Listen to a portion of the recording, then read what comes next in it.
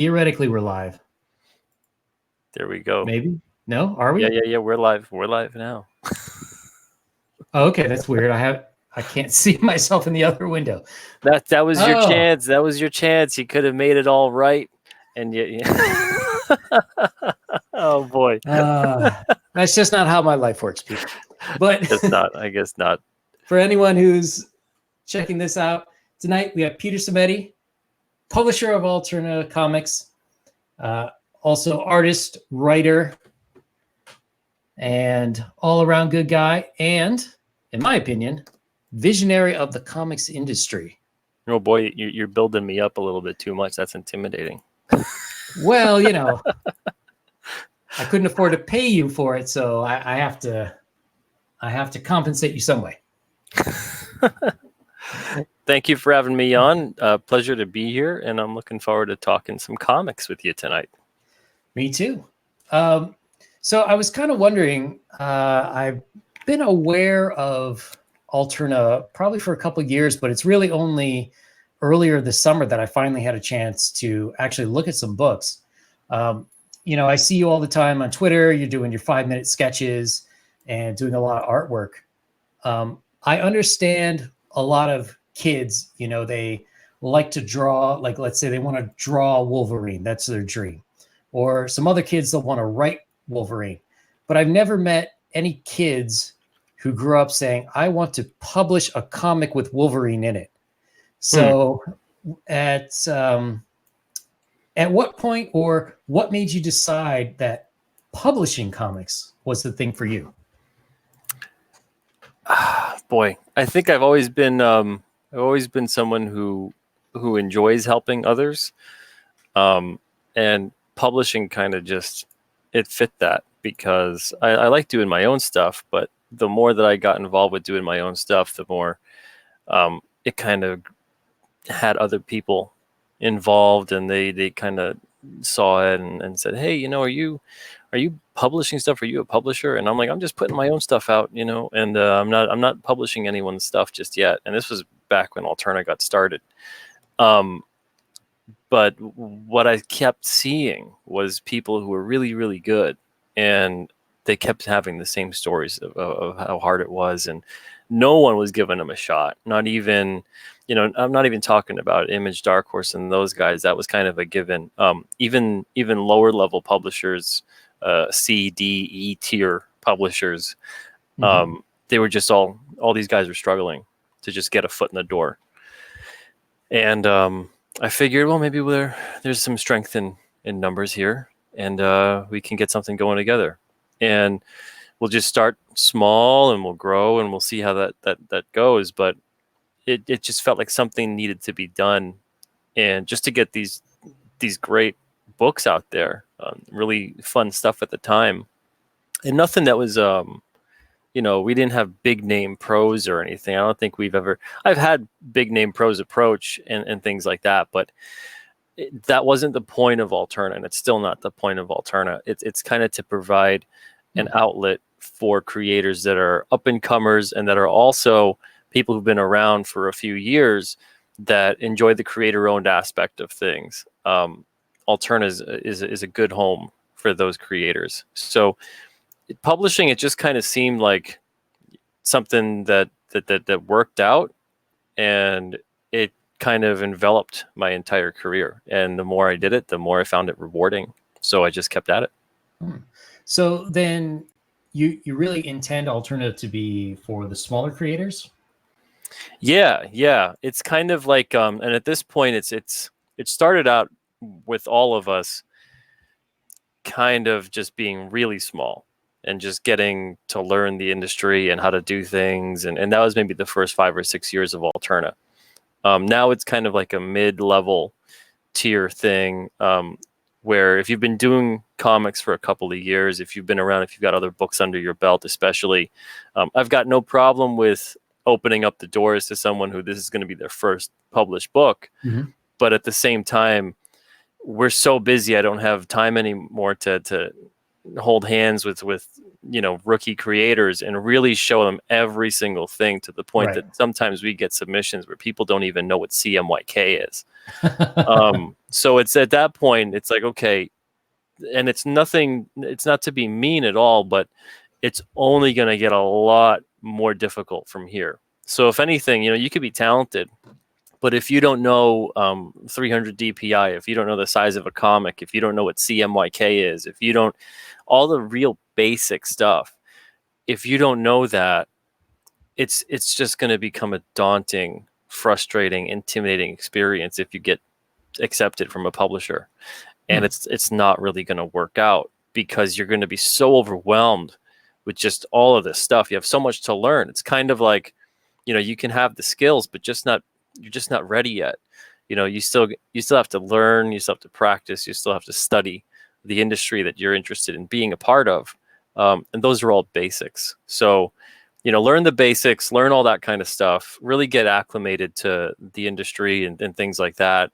Spend a year or two learning that stuff, and then really consider, okay, do I now want to work with a publisher? Am I ready for a publisher as well? So I know that on Twitter, one of your least favorite questions is, "Hey, Peter, can I show you my story?" Can we talk a little bit about the process of how someone would go about approaching you /Alterna if they are ready, if they've hit all those basic benchmarks and they want to get a book published? What steps do you go through on your end to look for stories? Yeah, they would have to go. They would have to go and submit on the site. Definitely read the submission guidelines. But as far as what I'm interested in seeing, I want to see a really good comic where someone's really bringing their vision to the table, and they're excited about getting that story out there. They want as many people as possible to get this story in their hands. And at that point, it's all up to basically looking at the lineup we have and forecasting, okay, do we have this? Is this similar to something we've already got out right now? Is it too similar to something we've already published? Other than that, if it's good and I think people will really like it, it gets a shot. But with that said, we also get 100 to 150 submissions a month, and Wow. I'd say I probably only really accept maybe 2 or 3 out of those every month, and that's a maybe. Sometimes it's nothing. So there's a lot of factors that go into that.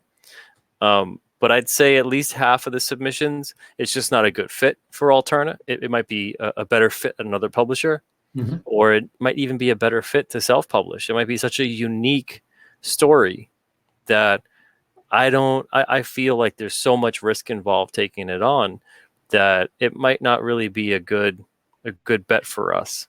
But it doesn't mean that it's not going to be a good fit or be really successful if you were to do it on your own. Some of the best stuff in the world is stuff that people took their own chance with it, and they put it out there, and they said, no one's interested, but I still believe it, and I still think there's an audience for this, and it should be out there. And they do it, and they get it out there, and they do well. So it doesn't have anything to do with people that should, because sometimes people get rejections and they go, I should just stop. I'm no one wants this, and maybe they're right. No one should have this, and it's stupid and whatever. Just work hard at it. If you really believe in the fact that your story has merit and value and it's good, get it out there. Yeah, I agree with that. So do you have like sort of predefined verticals or genres that you like to publish in? Not particularly. We seem to publish a lot of, if I had to look at the Alterna side, I'd say the most that we publish would be sci-fi related stuff. We have sci-fi, fantasy, action, horror, superhero, drama, crime. We've got all kinds of genres at Alterna, and for all ages too. We've got stuff that's appropriate and family friendly. It's safe for all readers, and kids can enjoy it, adults can enjoy it. And then we've got things that maybe teenagers would be more appropriate for them, and we've got things that are maybe for a mature reader. So we publish all kinds of works.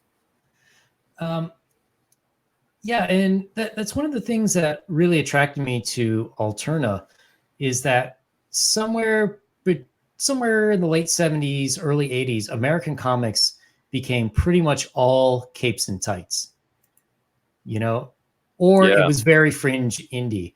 And it seemed to me that a lot of the stuff, I guess you could say classically in comic books, that was or that were big, where you had horror, you had sci-fi, you had fantasy, there was romance, westerns, and all of that, for whatever reason, went by the wayside. So, what sort of prompted you to get away from the superhero stuff? Well, it wasn't a conscious decision to get away from superhero stuff. It wasn't like because a lot of people think, oh well, you're not publishing a ton of superhero comics. Does that mean you're trying to avoid publishing superhero comics? That's not really a conscious decision that's being made. It's more a lot, I'd say close to like 90-95% of submissions that are superhero, and we don't get a lot of them, to be perfectly honest. We don't get a lot of superhero submissions. But a large amount of the ones that we do get, it's very derivative of a pre-existing character. And then I mean very derivative. Like it'll look almost just like Batman. It'll have power set and backstory almost just like Superman, that kind of stuff. Yeah, they're all like analogs for, I wish I could write these characters. I'll just do my own and sort of change it for it to really stand out and even have a chance, and also for you not to get sued. You want to make sure you're changing it up quite a bit, not just a little bit. So for that reason, we don't tend to publish a lot of superhero stuff, but we mostly get, I'd say as far as submissions go, we get a lot of horror and a lot of action stories. But the thing is with that, with an action book in particular, you want to make sure that you've got an artist, especially who's good with settings and good with drawing cars and guns and buildings and explosions and has a dynamic style for art. Otherwise, if it's an in-action scene and there's no real emotion, there's no real action there, it's going to be a boring book. So I find a lot of books, they'll tend to, and this is something too I used to ask early on. I don't really bother asking it anymore because people got so very upset by it. But I'd say, okay, how long have you been making comics? And a lot of the time it'd be, this is my first comic, and this is the artist's first comic, and they never really drew before making this comic, and I never really wrote before making this comic. So you want to make sure, when you're taking it to a publisher, again, if you're going to do this on your own, by all means, we've all been there. You got to start somewhere. But be aware that you are starting. You still have a ways to go. You can have 5 years, even sometimes 10 years that you have to really work at it before you're ready. And so take that time, be patient with yourself. Because if you jump into it and you go, okay, well, I'm just working on it now, I might as well just submit something. And a publisher comes back and, a lot of the times they won't respond. And then sometimes you might get one that responds, and they might respond in a very rude, kind of abrasive way that might really, kind of kill your dreams of making comics. So you want to make sure that you're setting a good impression and that you're also bringing a lot to the table. You want to give them a submission that they can't refuse, that it's so good. And that if they don't accept it, it's 100% because of other reasons, not because it's not good enough, it doesn't look good, that kind of stuff. So work on your art, work on composition, work on your writing, all that kind of stuff before you take it to a publisher. Otherwise, you're setting yourself up for failure, and you never really want to do that. You want to always put yourself in a position of strength. So you were talking about, starting off with your own book. That's how a lot of people would classically get started. They would fund their own book to then use sort of as an example to send out to publishers. What do you think about the current crowdfunding movement, and how do you think it really fits into the modern comic book industry? I think it's great. I think it's the best time right now to be an indie creator. Um, man, this kind of thing where you you can literally create the comic you want to make and get it out there without, having a distributor or a publisher or even a retailer. When you're just starting out, all these people, they look at it and they go, well, what's my risk involved in this? That's how they're Hmm. assessing it. They're not, it has nothing to do with whether or not they really think it's good or bad. When you boil it all down, it's what's my risk. So this kind of thing where you take on all the risk, and that's pretty intense. You got to have a lot of confidence there to say, Hmm. okay, I'm willing to say that we're going to do all this. This is 100% on us to fulfill it, to make it everything. Will you believe in this project? Are you interested in this story enough to give us a shot? There's no other point in time where you could be that way and make comics. So this is something that I love seeing, the crowdfunding stuff going on. I love seeing indie creators getting their work out there. I love seeing the kind of community that grows around it with the readers involved. It's exciting, and people get excited about it, and they want to support the creators that they're feeling like, okay, this is something I've never seen before. This is something that really gets me interested again in reading comics. We need more of that. And how about you as a publisher? Like, for example, hopefully it's showing on the screen. We have the Alternaween. So this, it would be weird to think of Marvel like crowdfunding for the next Fantastic Four series, but how does this help or affect you as a publisher?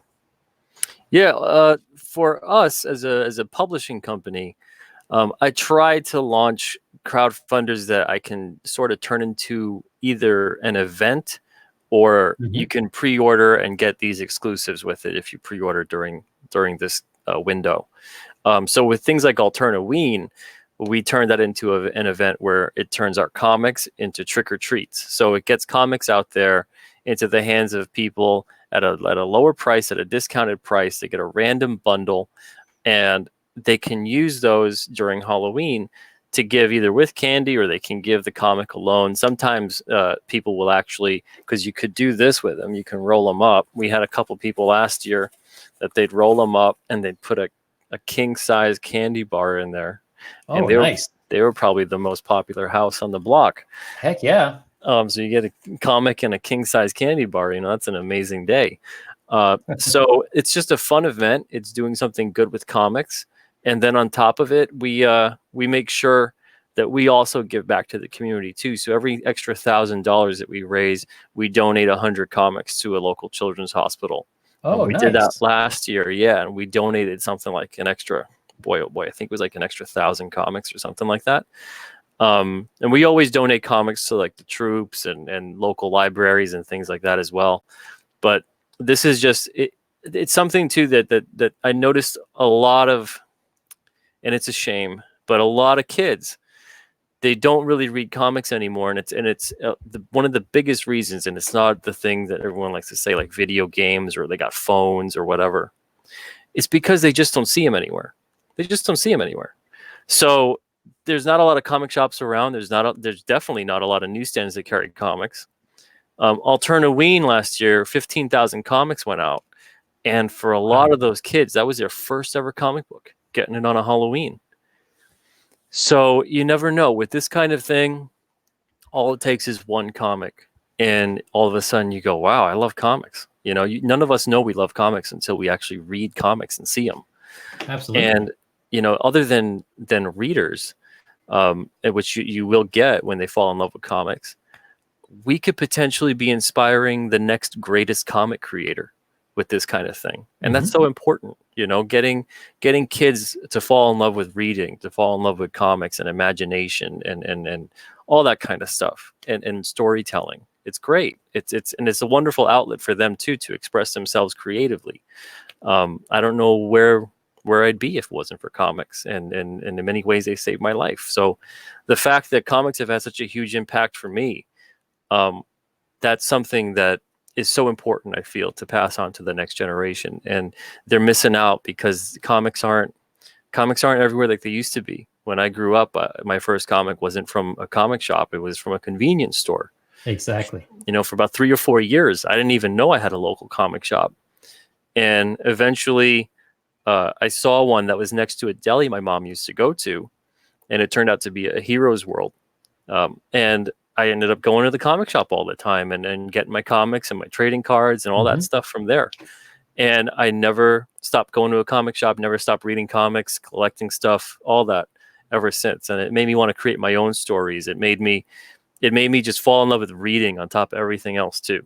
So this is something that it's not just about giving comics to kids on Halloween and that kind of thing. There's so much more to it than that.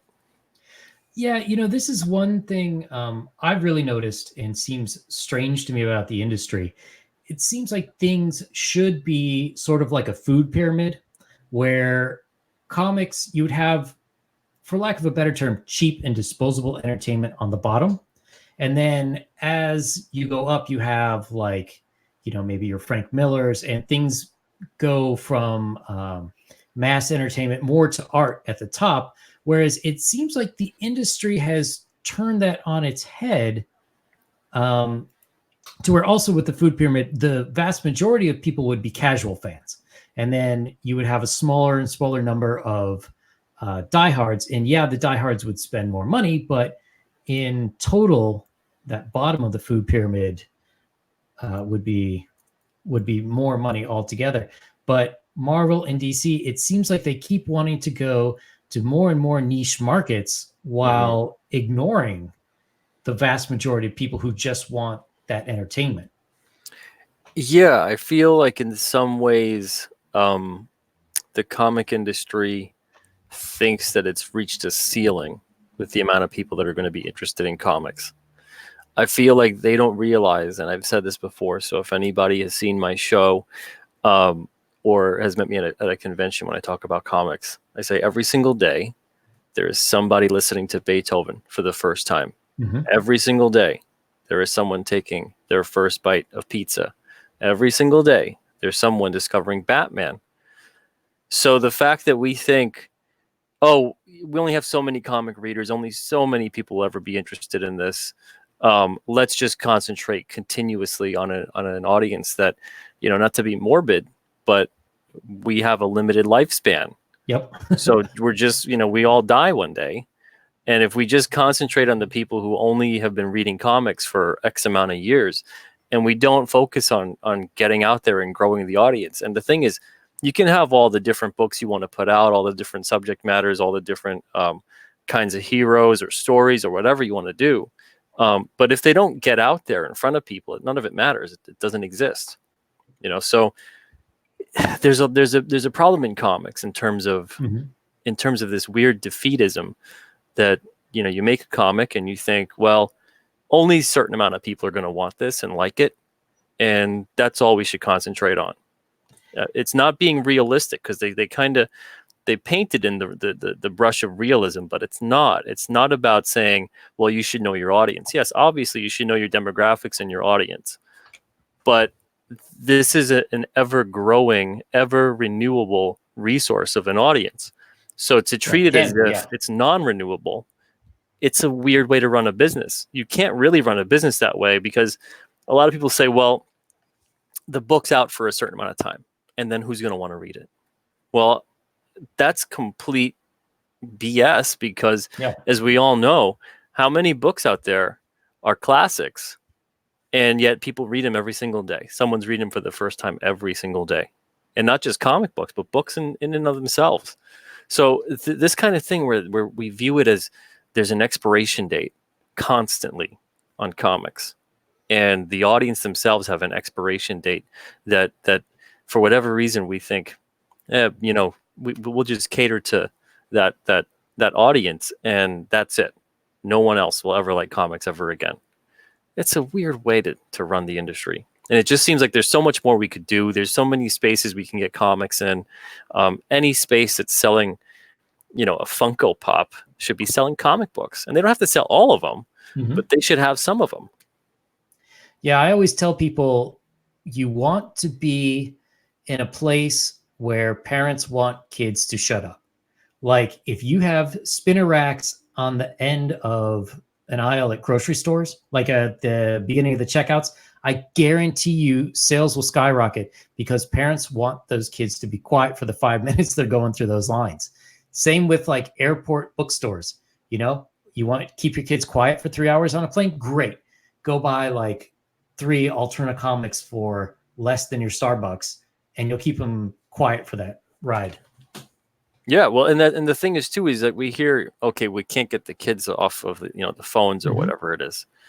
We can't get the kids away from the video games. Well, you can't just say stop playing your video games, get off the phone, and then just go outside and just stare out the window.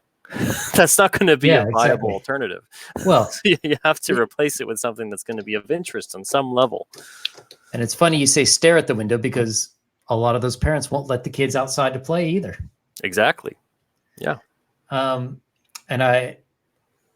So how is that going, by the way? You're in Sheets, which, by the way, what is Sheets? What kind of a store is that? It's like a 7-Eleven. Oh, yeah. Okay. All right. So you're in Sheets. How is it going getting into different locations? It's been going good. They've been actually pretty excited and supportive about it. Even interacting with readers when they've said, "Hey, I got my comics at Sheets. I found these. Thank you guys for carrying them." The Sheets social media has really been supportive. It's been interesting to see. It's not nationwide because Sheets is only in a couple of different states. I think it's like Ohio, Pennsylvania, West Virginia, Virginia. I want to say Tennessee, but I'm not entirely sure. I know it's in a handful of states. And I know it's a very big deal in Pennsylvania in particular. I got a lot of people in Pennsylvania telling me how much of a big deal it is.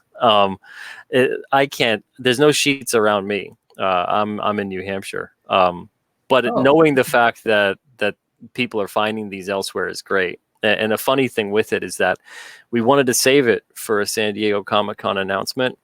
But earlier in the month, they were released, and I was like, oh, fingers crossed no one finds it and starts kind of talking about it, even though you want that to happen. But sure enough, a couple dozen people were sending emails, messages, DMs, tweets, etc., saying, hey, are you guys in Sheets now? And I'm like, yeah, we are. And then eventually it's like, okay, fine. Yeah, we're in there. The cat's out of the bag. And it's been fun. It's been great too, because in particular, we've got 2 titles in there. ICYMI, which is a reprint line of all ages and young adult stories. And then It Came Out on a Wednesday, which is a horror, sci-fi, fantasy anthology. And that's for young adults as well. And on the books, on the back cover there, we've got this ad. It's either on the back cover or the inside back cover, depending on the book. And it says, "Stop. Don't put down this comic until you find a comic shop near you." And it has the comic shop locator on there. Now, they are not paying us for this ad. This is out of the goodness and love of comic shops that we have. We want people to go to their local comic shop. And it's been great because I had 3 people say, "I found this comic at Sheets. I didn't know they made new comics. And I saw that ad in the back, and I looked it up, and I have a comic shop that's within 5 to 10 miles of me. And now I'm going to go there and start checking them out and buying some comics." And that's what this industry needs. And that's what Newsstand used to do for the direct market, for the comic shops. It used to, one hand washes the other. And especially when it came to Newsstand was very current. It was very, what's the issue this month? Maybe they have last month. But past that, it's a rarity if you find an issue from 3 or 4 months ago. Comic shops come in, they can have the new issues too, and they usually would be in better shape, but they'd also have back issues. So if you saw the new issue on the newsstand, you can go to your local comic shop and find, like, this is an issue 7. You can find 6, 5, 4, etc. And if you couldn't find it at one comic shop, you went to another one and hunted it down like that. And that was all a part of this. And it got people into the doors, and it meant, it helped with that whole aspect of the industry. So this whole thing with getting comics onto newsstands, for us, it's not a big money maker. We're breaking even with it, but it's more about getting us out there. It's more about getting people aware that comics are still being made and getting them into comic shops too. So it's been great. And to me, on that level alone, it's been succeeding. So when you're negotiating with these stores, as the publisher, what sort of input or flexibility, or I don't know if demands is the right word, can you make of the stores? And the reason I ask is I don't know if you saw that video from Jim Lee where he's going into the Walmart.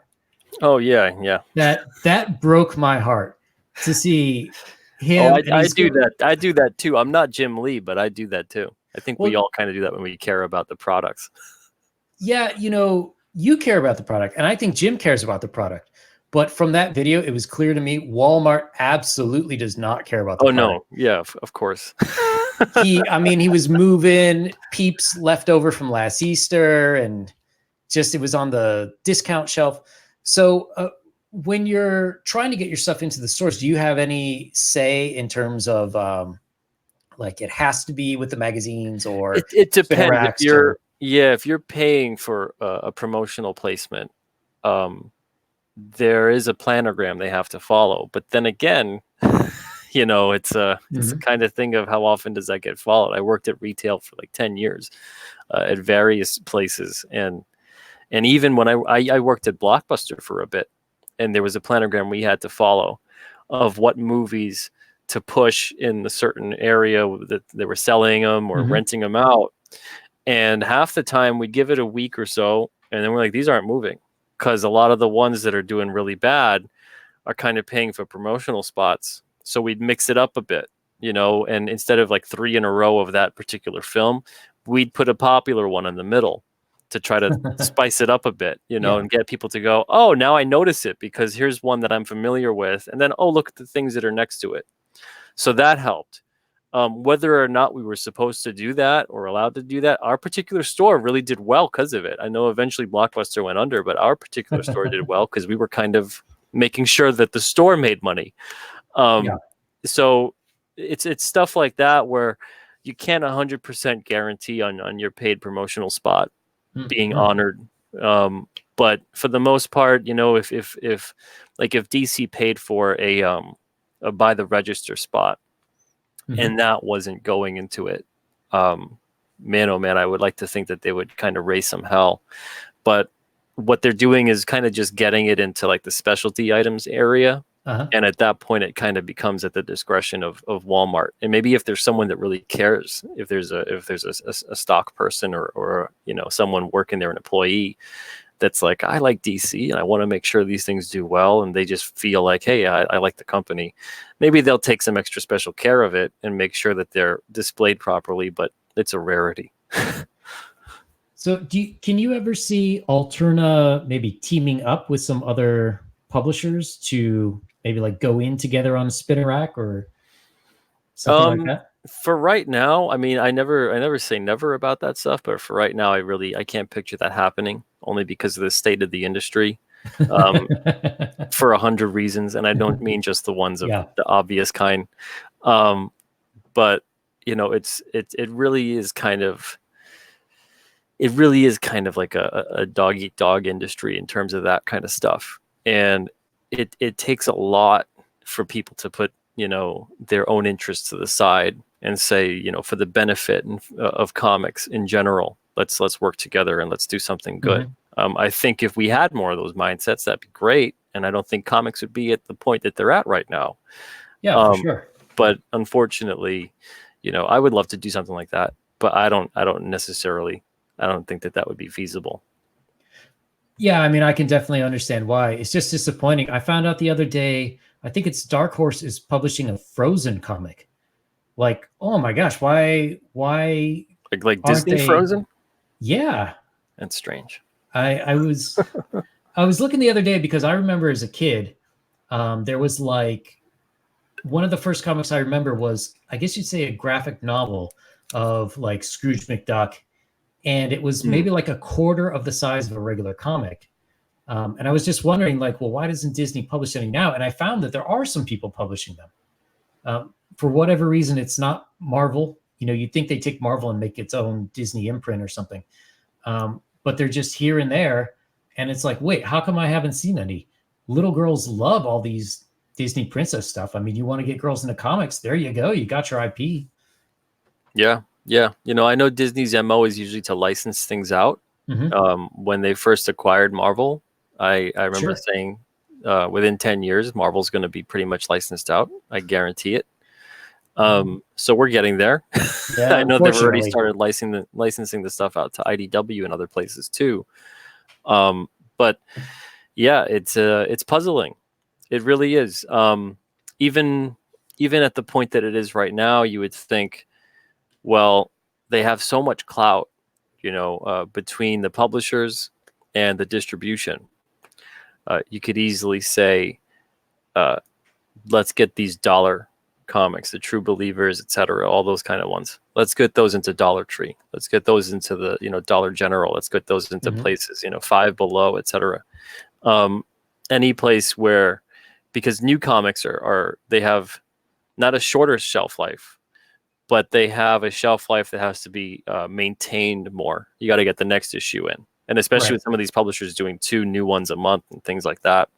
That's going to be a lot to take on for a retailer of that size. Hmm. But something like a True Believer or whatever else, you can kind of leave them there and just kind of have them there. And that gets comics out there. The comic could be 20, 30, 40 years old. The story could be that old, and it doesn't matter because someone never read it before. So it's completely new to them. And it gets them involved in reading comics, knowing about comics. And then they go, where can I find more of these? And then they go to their local comic shop.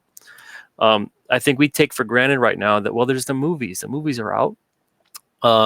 They're about comic characters. People know that. So if they're interested, they'll go to their comic shop. If they like, Yeah. but that's not what's happening. If they're interested in what they see on the screen, they're going to want to get more of what they're seeing on the screen. Exactly. I hear that too a lot of like, oh, well, that's what's going to inspire the next generation of comic creators. No, no, no, no, no. That's what's going to inspire the next generation of actors, special effects artists, Yeah. Exactly. screenwriters, etc. Seeing a movie and going, oh, now I want to make comics. That's like saying, um, I watched Star Wars, and now I want to go. I want to go fly a spaceship. It's like, okay, there's another step in between that Yeah. that we Yeah. need Yeah. to ground. You can have the seed planted, but you still now need to go, and now here's a comic book. And then it turns into, whoa, that whole kind of, that math equation is complete. And there's a lot of ways that can be done. But again, those ways aren't really being done anymore. They used to be done. Like I remember the first X-Men film, Toys R Us had a limited comic that you could get from going to the movie. And then Spider-Man, I think either 2 or 3, probably in the first one too, Hmm. they gave away comics when you went to the theater. Yeah. Yeah. And that stuff helped. When it was early on with those movies, they really were tying them in well with getting people interested into the comics. And then even the comics were kind of mirroring the vibe of the film with the characters. They were staying true to things. And then maybe about, I'd say 5 years ago or so, it started to kind of take a hard turn. And you'd Yeah. have the comic characters, if you saw them in the theater, anyone, and I've talked to a lot of retailers that say the same stuff. So it's not just me theorizing. They'll say they get people in, they come in to get something new. They just saw whatever movie, and they look at the comics and they go, these don't make any sense to me. So then, if you're on the ball, at least as a retailer, you can go, okay, well, try out these classics. I think you'll like them. So you can still get a comic reader that way, but they're not getting anything new, which is so very important for the current state of comics. So that kind of stuff, if there's no synergy there, you're just going to lose a huge potential audience. Definitely. So, real quick, we have Hoth Rebel 86. He asks, "Is Timey Tim still clocking in for work at Alterna?" Everybody loves this guy. This is like the funniest little guy. I got him on Amazon just as a timer that I rarely end up using now, but he's just around. And then I put some googly eyes on him, and everyone fell in love with him. They all named him Timey Tim. And They always ask about him every now and then, and yeah, he's still around. He's still around. When's he going to appear in a comic? Yeah, that's the most popular question on all my live streams. Is when's he gonna, maybe eventually. I'm toying around with the idea of putting him in a corner box on It Came Out on a Wednesday at the very least. I know he's got he's an Easter egg in a couple things right now. Like we've got a poster that's an Alterna Ween that you get in a bunch of the bundles. He's an Easter egg there. He's on top of Psycho KO's shoulder, and then Christian Rossi, who's a cover artist on It Came Out on a Wednesday #10, who was also the artist for Trespasser. He put a Tiny Tim Easter egg in that cover too. So Tiny Tim's making the rounds. He's getting out there. And then we have oh my gosh, sorry, little dyslexia here. Simonon7. Hey, Simonon7. Yes. So Peter, what's your secret plan to make newsprint the international currency? Oh man. Well, it's from what I've heard on the internet from people who are apparently much smarter than me. Newsprint is very expensive and very rare. So I think in and of itself, it carries a lot of value. And I think we could just put numbers on there and just say, yeah, this is how much it's worth. I don't know. I think the big two and a lot of the other publishers must subscribe to that site, which is why they think newsprint is unattainable for a comic market. Oh yeah, you'd think it was adamantium with the way they go about it. Or what's that in Avatar? Unobtainium? Yeah. We'll find out in the next Black Panther movie that they have a newsprint mine next to the vibranium mine. Yeah, that's how I've heard. Newsprint's that rare. It's a special mine that we have, that we're mining all the newsprint. It's ancient newsprint, I've heard. Aged for tens of thousands of years. So I have a question. Manga. If there's any area of, I personally don't think comics and manga are the same, although they would both fall under the title of sequential art. But manga seems to be doing quite well, whereas I guess you'd say traditional American comics maybe are not. So what lessons can we learn from manga? I think manga really they've really benefit from the fact that there's no definable genre with manga. A lot of people, you go, do you like movies? And they're like, oh, what kind? Do you like manga? Oh, what kind? Do you like comic books? I don't really like superheroes, or I like superheroes. It's that kind of a thing.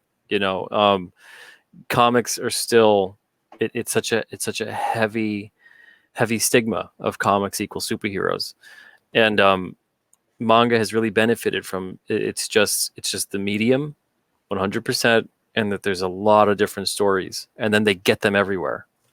So there's become way less of a barrier of entry, and just the fact that it coincides well with when it's a really popular manga, it gets a really nice, well-made anime. So they kind of have that synergy, which is what we were talking about. And the comic books with, even the superhero stuff, there was that synergy for a bit, which is why I think the early 2000s, so kind of like a revitalization of comics as well. But then it got completely off the rails, and that synergy isn't there. And the industry's suffering for it. And it seems like they are really stubbornly refusing to get that synergy back. Even right now, everyone's upset about, the female Thor thing, whatever. Beyond that, Jane Foster's going to be Valkyrie in the comics by the time that movie's out. So where's the synergy? Even that, you guys missed the boat on that. So Exactly. that doesn't make any sense. Yeah, I mean, I used to work in marketing for 15 years, and it's just befuddling to me how most of these companies work. So with Alterna, I kind of introduced you as a comic book visionary. at the beginning of the show, and I was only half kidding because, to an extent, a lot of the things that you're doing at Alterna, if we went back to the 70s and 80s, everyone would say, like, well, yeah, of course. But now they just seem so out in left field, like Yeah. books Yeah. in stores. And, I see you on these stream. I mean, for God's sakes, I have 26 subs. I don't know why you agreed to this, but you are Well, out there you really pounding the pavement. yeah, you like the books. You talk about them well. You give your honest opinion, which is great. Some things maybe you didn't like, some things you do. That's fantastic. I appreciate that. I know that that's a rarity. Again, usually just want to hear that you're absolutely in love with everything. Every single thing we're doing is the greatest thing ever, and but I want to hear someone honestly express what their opinion is on a story. And whether they, because the thing is that I like a whole lot of the stories we put out. I like every single one of them. I have a real wide range of stories that I like, but I'm aware that not everyone does, or not everyone's going to like something as much as I did. And there's even within stories at Alterna, there's ones that I like a lot more than others. Um, but it's that kind of thing of, you have to accept there's going to be things that people like and they don't like, and there's going to be things that people like that I don't like, and things that they don't like that I do like. And that's just life, and that's normal, perfectly normal. And if anything, when it comes to art and creativity, that's a beautiful thing about it, is that it's so subjective. It's so all about your filter, seeing that piece of art, reading that story, hearing the music, watching the movie, etc. How do you filter that? How does it affect you? And for some people, it's going to affect them a certain way, and others, it's not going to affect them that way at all. It's all based on your own life experience. And to remove that lens is to kind of remove the humanity from art, which is so Yeah. sad. Why do we want to do that? So I welcome the fact that people can love or hate or not enjoy or enjoy all these kind of things and express themselves in that way, whether they want to do it passionately or dispassionately or however they want to say it. The worst thing to me is apathy. People that don't care at all about the comics, people that don't want to talk about them, people that find them boring or pointless. That to me is like, oh, like what can we do to get people to care? But when people care, whether they're expressing that one way or the other, that's what you want. So I don't understand the desire to curtail that. Yeah, for me with this channel, a lot of it's just sort of experimentation and learning. And I taught design classes for 10 years, so I'm very used to a crit, in the art world, where you sort of pick something apart, but you should do it dispassionately, or like, for example, Mr. Crypt. There was a Mr. Crypt story in one of the came out on Wednesdays. I didn't like it, but I'm a dude in his 40s. That's not it's not aimed at me. It was very well constructed. It was well drawn, well colored. So that's sort of my thinking. But it's so weird and all the social media stuff. It's like, how much do you go? Because some people are so sensitive. If you say anything negative, they're just like besides themselves in tears.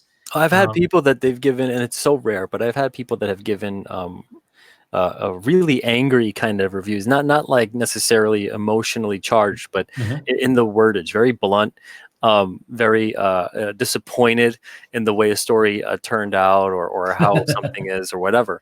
And when I'll see those reviews, I'll just be, hey, thanks for reading and thanks for the feedback. And I hope you enjoy the next thing that we do, and I hope you continue to give us a shot.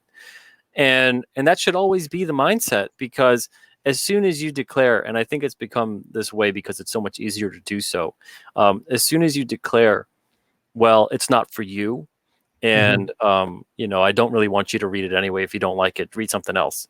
As soon as you start to do that and say that that is an acceptable outcome, you're going to start to see more of those outcomes. You're going to start to set the pace of, well, who needs to read these anyway? Because they're obviously not for that guy. They're not for me. They're not for her, et cetera, et cetera. So it becomes a struggle to go, well, who are these for? And it becomes it's easy, though. It's easy to say, like, if I was to say to a reader, I don't want you to read this. This isn't for you. I don't like you. I don't want you to read it at all. It's not a comic that's something I feel comfortable with you reading. That end result is the reader going, okay, fine, I won't read it, and they walk away. And so you're in a position of control and power the whole time, and because you get to dictate the experience. But by saying, hey, I hope you read the next one. I hope it's something you enjoy. I hope you give us a shot like you did this time. And I hope the next issue doesn't let you down. You are leaving yourself at that point as a creator, a publisher, whatever. You're vulnerable. You're still open to the fact that they can choose to go, I've had enough. I don't want to. Or they can go, okay, I am going to give you guys a shot. I appreciate you guys reaching out. So the power at all point in times of any kind of transaction between a customer and someone else who's providing that product should always rely on the power is always in the hands of the customer. So their choice is always there. As soon as you decide for the customer, this isn't for you, whatever else, that kind of garbage, you may feel like, oh boy, I have the power in that relationship. But no, all you did was take away your own ability to make not only a living, but to get the story you work so hard on, to get that into the hands of this person, that person, etc. Exactly. So it's a strange way to run a business, but here we are. Well, even more than that, but people who are that obsessed and they know the story in such detail that they're willing to comment like that. That's someone who pulled $5 out of their wallet They and care. spent money. Okay, maybe they don't like what you're going for here, but okay, maybe Mr. Crypt isn't your thing, but why not check out Log? Exactly. And again, like Point I him said, in another direction. I'd rather take someone who cares, and even if their caring is coming across as that they're displeased, they're angry about how this is turning out. And the only reason that anyone ever gets angry about anything is because you care about the outcome. I'm a hockey fan. I love the Bruins. When I watch a Bruins game and they're not doing good, yeah, I'm pissed. I'm like, what the hell? They could do better than this. This is ridiculous. And it's the same reaction with a fan in comics, is that you feel this creator, this book, this character, this company is capable of better. They can do better than this. Why aren't they doing better than this? And that's how the displeasure is brought up across there. So if we can understand and take away that mindset and view it as, all it is them communicating that they think that we still have potential, we can still make this right. Because if a customer is lost, if a reader is lost, and they say, I don't care, I'm giving up on this, they walk away, they're not going to get upset. Why would they? They don't care anymore. They got other things to do. So you want that person to care, and you want to keep them engaged. So pushing people away, it's the worst thing that you could do in terms of that. And if you're on a creative team and you're part of a book, and you start going to certain people, I don't want you to read the book. I don't care about, you reading the book, all this other kind of stuff. You're being selfish in that point, because you're not caring about the rest of your team. Everybody else who worked hard on that book, you don't necessarily represent how they feel in that situation. So it's all these different facets that are involved. And it's not just, to take it a step further, it's not even just the creative team that gets impacted. It's not even just the publishing company that gets impacted. It's the retailers, it's the distributor, it's the people that are shipping the book, it's the people that make the comic supplies, it's the people that do all of these little things, the printing company. Every step of the way, you're hurting all those businesses by pushing people away. And then we're going to sit here and wonder, well, where'd they all go? Where'd everything go? Well, you told them all to go away, and they listened. Yeah, and that's one thing too. I've mentioned it on a couple of videos, which I'm sure no one's watched. But getting back to manga a little bit, manga is such an inviting environment. We have oh my god, I wish I could pronounce this. Siminian 7. He says manga has genres of the wazoo, like sports, and you take your pick, ballroom dancing. Yep. I lived in Tokyo for several years, And I got stuck in a manga cafe one night, and I found this one book. I don't remember the name. There was a guy, and he had a superpower. He was a chef. His power was to always make the right dish for every corporate event. Who would publish that book in America? Right. Nobody. Yeah. It was the most Japanese thing I had ever seen. But in manga, there's more of a culture around it too, where talk about manga cafes. So they had this culture over there of cafes they call kisaten, which were just you go get a cup of coffee and people would sit there and read. And then eventually, somebody had the bright idea of starting to have their own books, so people aren't bringing in books from outside. So it's basically you go into one of these places and it's a library of manga. All you got to do is buy a drink and you can stay there all night. Women love those places because in a lot of places in Japan, the trains stop at a certain time and a lot of women get stuck because they're working too late. And it's much safer to be there than like a bar or something like that. So do you see any sort of change like that in comic book stores in the US? I mean, it seems like Funko Pop is not a very sustainable business move.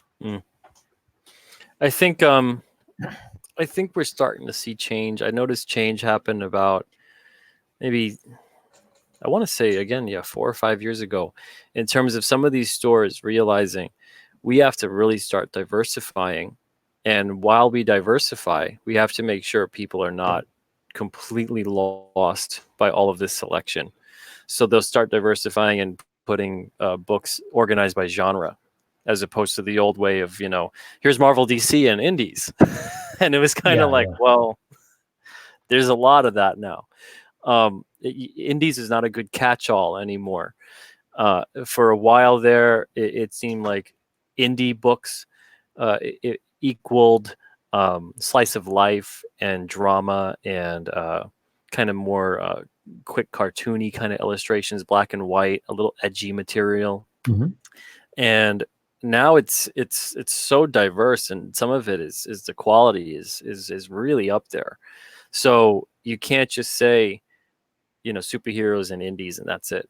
You have to look at that and go, okay, there's horror, there's sci-fi, there's all these different things that we can put these books into these genres. So it's easy for someone to walk in, and they may not know the book, they may not know the publisher or the creator, but they know the kind of stuff they like.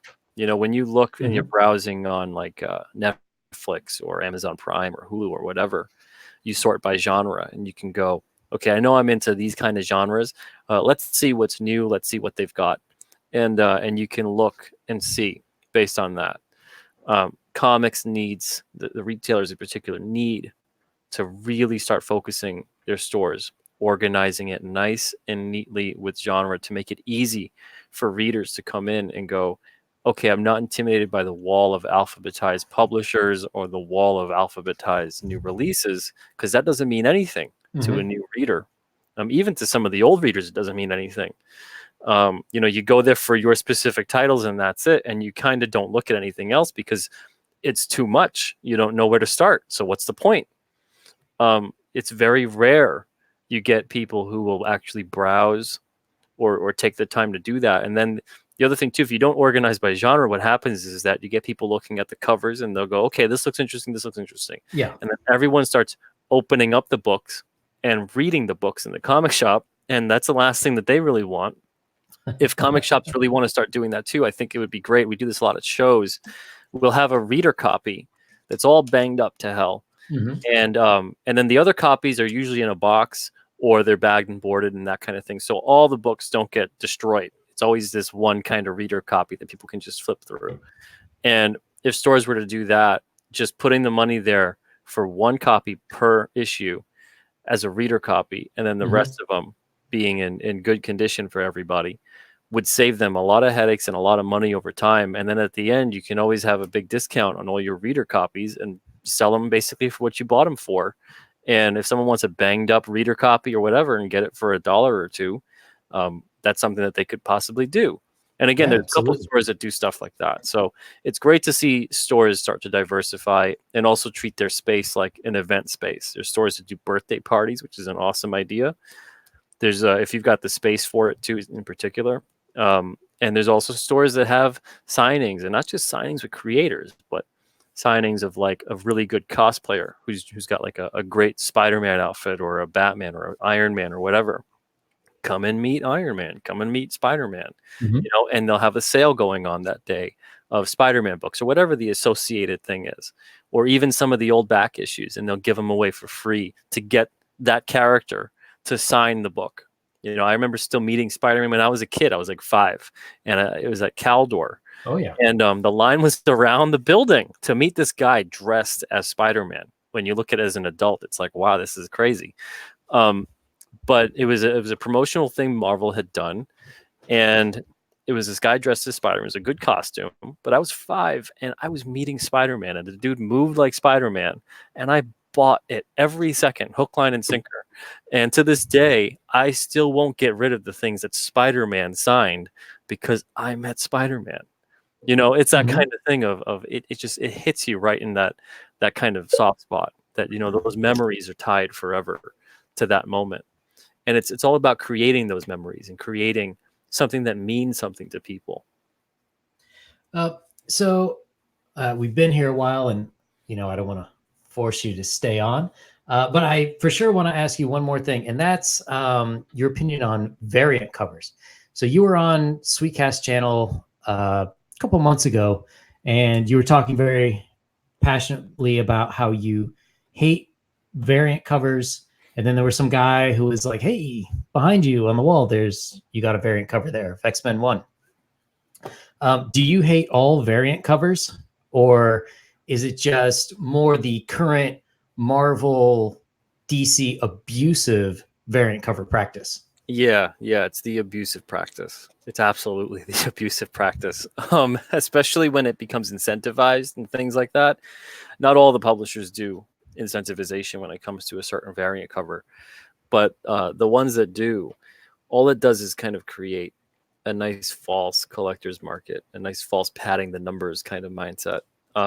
And I don't understand that either, because then you go to the shop and you're like, why do they have a massive amount of this one issue? Does no one like that issue? Mm-hmm. It just kind of creates that psychological effect of there must be a ton of it because no one likes it.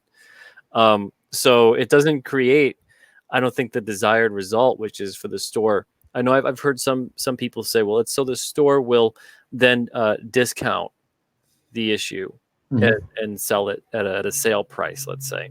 Well, that's no good for anybody. But that's exactly, and all that does is it just creates a lot of anger among other retailers around them, and it creates people to have other sales that keep driving below and below, and everyone gets lower and lower and lower until you end up being the retailer who's like, well, I'm going to lose money on this just to get these out of here. And so that kind of mindset is no, don't that shouldn't be a mindset that publishers want to encourage. Is like, well, just sell all these at sale on the day of.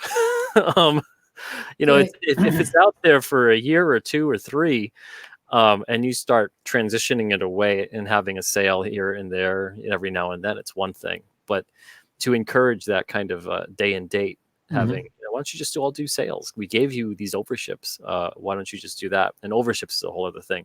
But to have all the variant covers out there and have them incentivized, I don't like that. And then on top of it too, I feel a lot of the stuff with the variants, they'll have really nice covers sometimes with the variants, and those will just be a variant. It won't be the actual cover on the issue. And if it was the actual cover on the issue and it was a really great cover, you'd probably have higher regular sales for Mm-hmm. when someone goes there just to buy the issue because, wow, that cover really caught my eye. So it doesn't really help comics as a whole. It's this very short term strategy. Yeah. And it seems to me that there are some legitimate reasons where an alternative cover would be good. If you're keeping an eye on the indie scene, you've got Ethan Van Sciver's Cyberfrog. Like, my God, how many covers is he doing for that thing? And it's still going strong.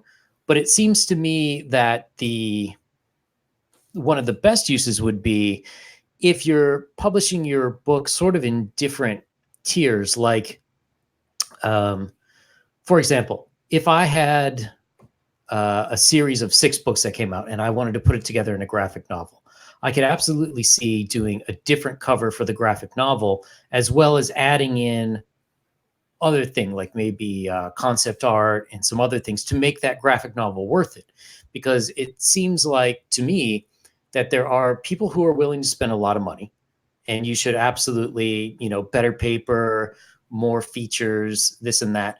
And then there are also people who, sort of like I said before, they see it as sort of a cheaper medium. They're happy for that easy entertainment. They don't necessarily want to invest their 401k to get your new graphic novel. And it seems like that is a good use of the alternative cover. Yeah, it definitely, it has its spot. It has its place. You can still use it. It's not like something that like I'm completely against variants when it comes to Alterna doing variants. I like to keep things basic because to me, I look back and I go, you get issues that are iconic and people remember the covers because of them.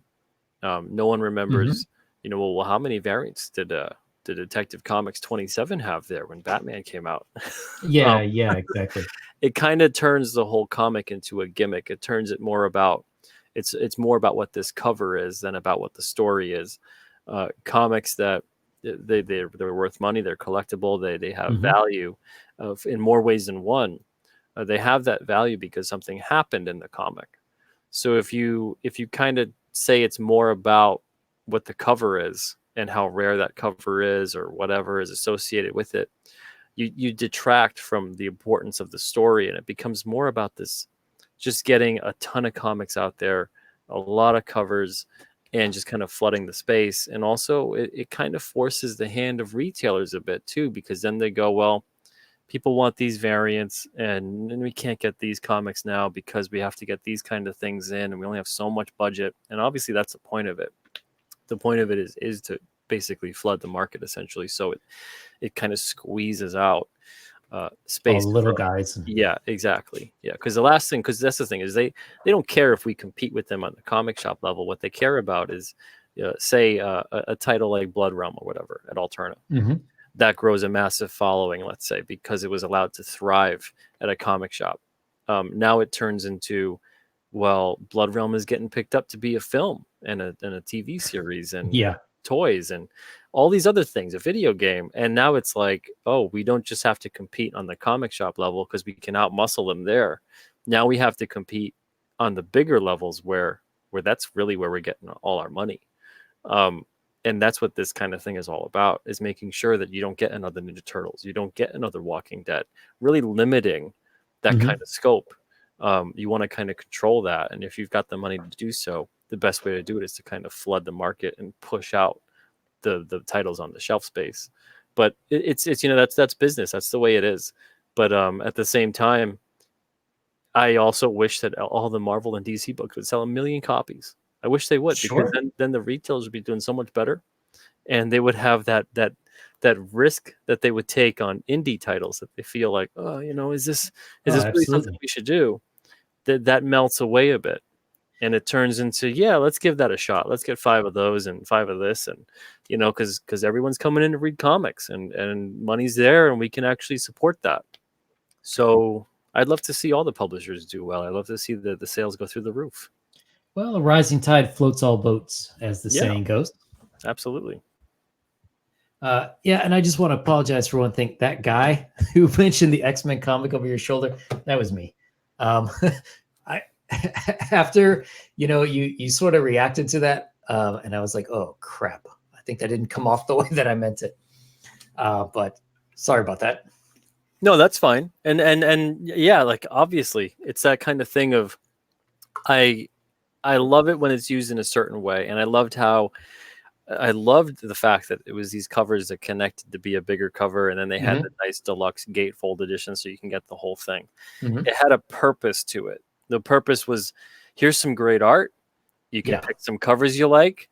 And yeah, does that boost sales? Sure it does.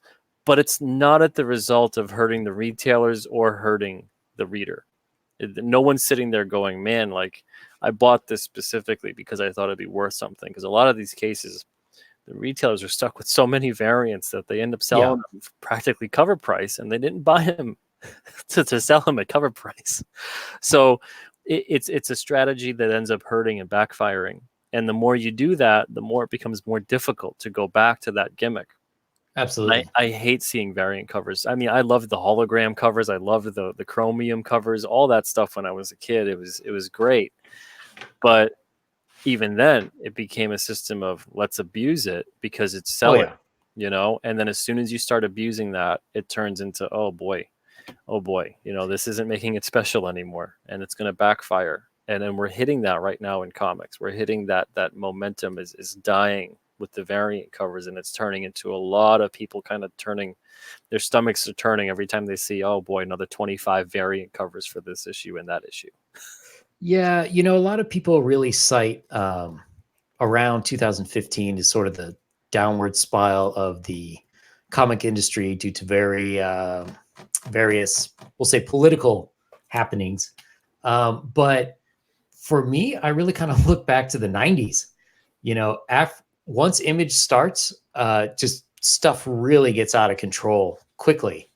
Um, and in my opinion, it's sort of never really recovered. Yeah. Yep. I would agree with that. Yeah. It became more about flash over substance, you know. And not initially. Again, not initially. It seemed like it was people that, yeah, I want to have this, out there. I want to have some ownership on it. It was characters that you could see they easily would have fit in to Marvel, Oh yeah. but they figured we'll do it on our own, and they were right at the beginning. Absolutely, they were right. But obviously, it for a million reasons, it broke down. Yeah. But it started to turn into this kind of, let's just keep churning out, the same kind of stuff over and over and over and over again, and that didn't work, and it diluted their brand. For They sure. were on the threshold there. They kind of had the industry, you know, a little bit. They weren't dominating it, but they were, boy, oh boy, they were kind of going neck and neck for just a bit. And depending on the moves they made, they could have just been the number one publisher. But they had to have made the right moves, and obviously it didn't really go that way. And I know that they've said a bunch of times, if it wasn't for Walking Dead, they don't know necessarily what would Oh have yeah. happened because things weren't going good. So hopefully they're in a better position now that Walking Dead is gone and ended. But even still, it's a tough business, absolutely. But Yeah, I don't know. I couldn't tell you one title Image has right now. I yeah, have to say, I was you know, shocked to hear that Spawn is going to number 300. I thought Spawn ended like in 1998 or something. yeah, yeah, sales wise, I think most people would probably think the same thing. But it's been chugging along this whole time. Same thing with like Savage Dragon and books like that. Yeah, I can't Um, believe I don't understand how that can be published. The only way that a publisher would keep that going is, he's the CEO of Image. yeah, it's pure force of will. Exactly. I just feel bad for all the other up and comers who sort of have to eat it, not being able to earn as much because they have to support some of these other titles. Yeah, I know. I know 299 and I'm sure 300 are gonna do Oh, fantastic oh for 'em. yeah, for sure. But hopefully it gets people interested maybe again in Spawn and stuff Hmm. like that. I know that obviously the movie's going to be coming out soon, hopefully, because that stuff is always so I don't know. so tentative. Yeah. I don't know if it's coming out. I got to tell you, the quality of superhero movies have been going down, except for the MCU. But even the MCU, like, oh man, Captain Marvel was terrible. Yeah, there's an over reliance on CGI, I feel. And Hmm. and Hmm. and it feels like a nice way to take some shortcuts. And man, like you look at that, and then you look at something like Star Wars from the 70s and the early 80s, and you're like, They were awesome. yeah, and you bought every second of it. I mean, heck, I'd take the campiness of some of the Star Trek stuff from the 60s, and Oh yeah. I'll buy every second of it because it's there. You know, it's a costume, or it's a you know, puppet or whatever. But it's, you just buy it. You know, you go with it. And this kind of stuff, when it starts to turn into like this goofy, like a bad video game, it pulls me right out. Yeah, I think that too. There's to get philosophical for a second. There's sort of like an underlying truth that you have to convey in your stories, and the further you get, the worse it is. Like pop songs, you know, pop love songs are the worst. Like how easy is "I Love You, Baby," and they're sometimes they're fun and they're catchy, but you can't live on a steady diet of that. And I think that is to the point where we are. Um, Yeah, a lot of even entertainment right now is fast food level entertainment. yes, You know, people are starving for for some good, uh, high quality nutritional content when it comes to their entertainment. yeah, I and even the foreign markets. I made a video on Shang-Chi, and I really took it on the chin from a lot of Chinese nationalists, I should say. I sort of predict it will do well because they love that kind of 3D spectacle, excuse me, over there. But I don't know. The more I hear about it, the more I'm sort of changing my opinion. Yeah, I know there's kind of been a little bit of a backlash for them too with that film, in terms of the development. But all this stuff at this point is just, I mean, when it comes to Marvel movies, I don't think the last one I saw was like Thor Ragnarok or something like that, and which I love to call Lego Thor. Um, it would have been great as Lego Thor. It just didn't feel like Thor, for better or worse, whatever it is you like of the franchise. It felt like a movie was missing in between, to reach that point with the character. But you know, people like what they like. Again, they like what they like. They don't like what they don't like. You know, it's that kind of a thing. So, but for me, it's just kind of like, this is becoming more of the same. And even like Doctor Strange, I had some high hopes for that, and it felt like, this is Tony Stark with magic powers. Yeah, exactly. Well, I think a lot of the Marvel movies are sort of attrition at this point. It's like, well, I saw the first 15, so I might as well see the last three. Yeah. But now after Endgame, we're really at a jumping off point. It makes me wonder how the others are going to do. Yeah. It's a bit weird right now, and I feel like, as much as the movies don't necessarily help with the comics, I feel like that is still keeping the characters relatively in the spotlight. And at the very least, you'll still get some spillover. It's not as much as it should be by far, but it still keeps the conversation going. So when that conversation starts to die out a bit from either fatigue of this kind of stuff, Yeah. or anything else, it's going to be a scary time for comics. That's why I think right now, in particular, for retailers especially, you know, the ones that are diversifying and really setting their stores up nice and treating it, you know, not just as, here's my store, it's shelf space for X, Y, and Z comics and products, but more treating it as like, this is an ingrained part of the community. We have events here. We do all kinds of things. You know, it's inviting for new people to come in. It's easy to get stuff. You give a value to those customers. Those stores are doing well, and there's a bunch of them that I know that are doing well, and because 100% because they're doing that, and it's important. It's important. I'm out here in the LA area, and it's sad. It's very sad. Now, some game stores have really stepped it up. They've become cafe plus game store. So people will come in and they'll have games you could borrow. Brilliant. I went to one to play D&D with some people, and we were like, okay, that's the last time we're ever going to go there. Not because it was bad, but because it was so packed we couldn't hear each other. You know, when was the last time you saw a comic book store like that? Yep. I know, right? It's You like know? that Yogi Bearism of oh, that place is packed, nobody goes there no more. You know. So if you could take like games plus comics, plus maybe something else, somewhere people want to go, maybe that doesn't have that goat-like teenage boy smell, you know, I think you'd really have a winner. Yeah, you really would. It's all about, it's kind of about returning comics to what they were before it became so dominated by the specialty market. You know, returning comics to a place of normalcy in a way.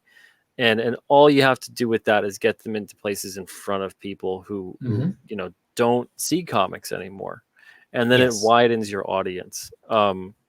You know, and then again, it's a 1-2 punch, because then if their local comic shop is nice and well organized, because that's the thing too, right? When you go into, let's say you go into someone's house Hmm. and it's a complete mess, it's a train wreck, it's a filthy pigsty, the likelihood that you're still going to want to treat it with care, respect, and love, and all of that, it goes down a couple notches, because you figure, well, they seem to not care. So I'm not going to, do everything pristine and be on my best behavior. But if the place is really immaculate, you're like, oh boy, I got to make sure that I treat this nice. So if you walk into a shop and it's really great, and they take a lot of care of it, it's brightly lit, it's nice, it's well kept and maintained, the likelihood that you're going to have customers that reciprocate with that respect level is much higher than if you walk into a store and the carpet's torn up and it smells and it's dark and Hmm. there's a lot of, you don't know what's going on in that particular corner. um, there Yeah. might be a small rat's nest perhaps, but you don't want to tempt that, and try it out. So it's that kind of thing of, if you set the bar, and you hold yourself to a higher standard with that, your customers will reciprocate. So it's all about that kind of thing. And I'm noticing that a lot with comic shops, specifically a couple in my area. They do a wonderful job with it.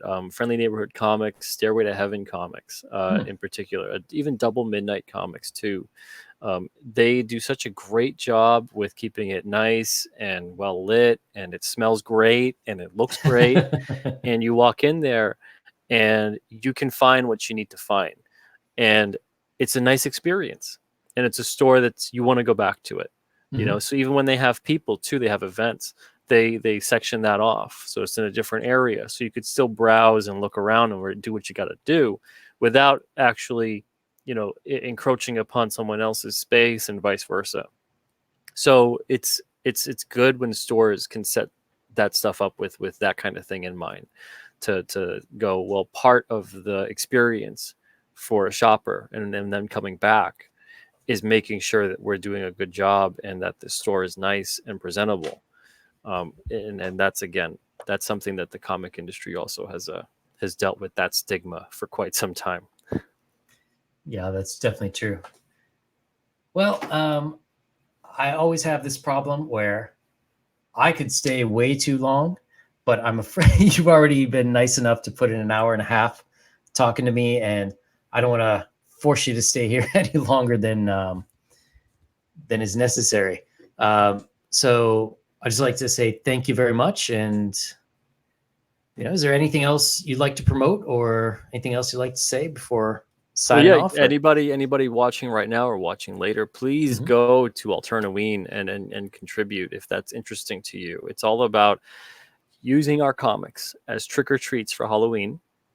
There's also a lot of great things on there. There's hats, there's beanies, there's shirts, there's various sizes of bundles, and they're discounted, so you can use them as trick or treats. And also, if you're new to Alterna, it's a great time to just buy a bundle, try us out. If you've got doubles in there, even if you don't do trick or treating, Halloween type stuff, you can still donate them. You can still even sell them if you want. It's a great opportunity to try out Alterna. So Alternaween last year, we had close to 500 backers, and almost 17,000 was raised. Hmm. I don't expect us to come necessarily close to that this year, and not because I'm being defeatist, but because a couple months ago we did an Alterna expansion campaign, to cover the cost of we were expanding way too fast, and we Hmm. needed a bigger storage space, and it needed to be about triple to quadruple the size right now, because we were getting bigger print runs, we were getting more boxes in, because we sell a lot direct. It's a good So I needed problem to to buy a have. lot of stuff. It's a good problem. Yes, it's definitely a good problem to have. And a lot of people came in and pitched in for that. And they got in on Alternaween stuff early. So they got a lot of bundles and things like that early. So I'm not expecting a lot of people necessarily to come back But we're still definitely on pace to reach our goal, and even more than that.